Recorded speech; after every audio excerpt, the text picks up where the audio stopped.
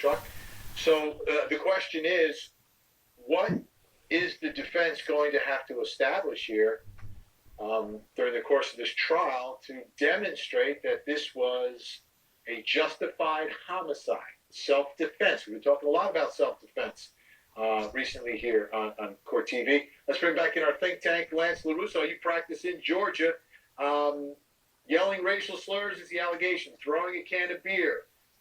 Attempting to swerve and run them off the road. How does the defense get from where they are now to establishing self-defense here?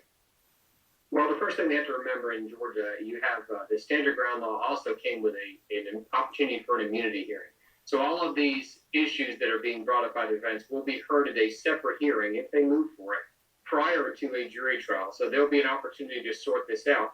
But the issue of self-defense is, did the person using force act as a reasonable person? The justification burden is always on that person who pulls the trigger. So when he left the scene, there's two questions I have here, but when he left the scene, did he go to a position of safety and call 911, or did he just leave? Well, we know it's the latter. He didn't turn himself in until 3 days later. Second, we heard that there was a bullet hole in a back window.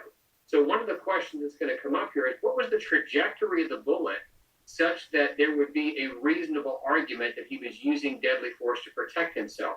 And if he's using deadly force at the vehicle to stop the vehicle, that's going to become an issue as to the relative position of the car to him at the time he shot. So his own actions, I think, are what's causing a concern for this being a stand your ground or justifiable shooting. I'm going to have to agree with Lance on that.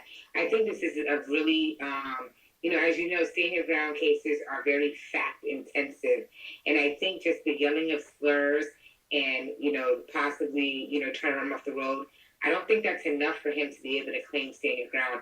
And, I've been involved in a high profile stand your ground case. And these cases are difficult, but this one, I really don't think the defense has what it needs to prevail on this one, just based off of what I've heard. Now, if maybe there were possibly bullet holes in that particular car or, side swiping of the vehicle, even that would be a stretch.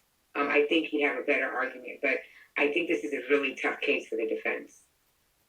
I don't know. I'm actually going to have to really disagree with that one. I mean, if he is perceiving that there is a grave bodily threat that he could suffer death even by them trying to run him off the road, I think that alone could actually do that for the defense in this case.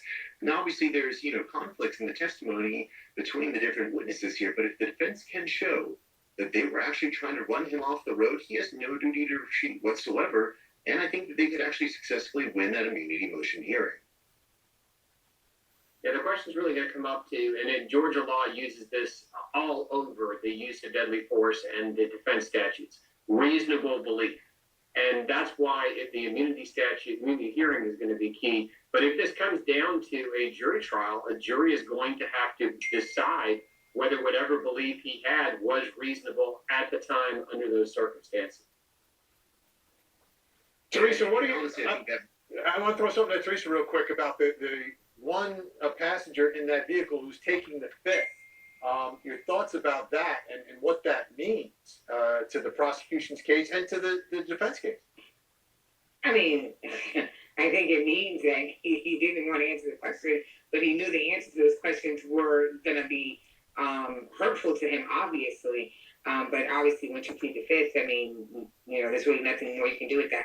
But I'm going to have to go back. I think, even in running off of the road, I mean, you can speed up. I mean, again, these are fact-intensive cases. Like, you can get out of, if you see they're trying to run you off the road, you can speed up further down the road, or to try to get away and go to a place of safety. So I really think that, I don't know, it's a weak case of defense. I'm not saying it's all the way, weak, but I think it is pretty weak based on what we have. All right, that bell keeps going off. We're out of time. Let me take a look at what's happening with this case. And right now, Georgia versus William Marcus Wilson, no trial date has been set. There's some litigating that needs to take place.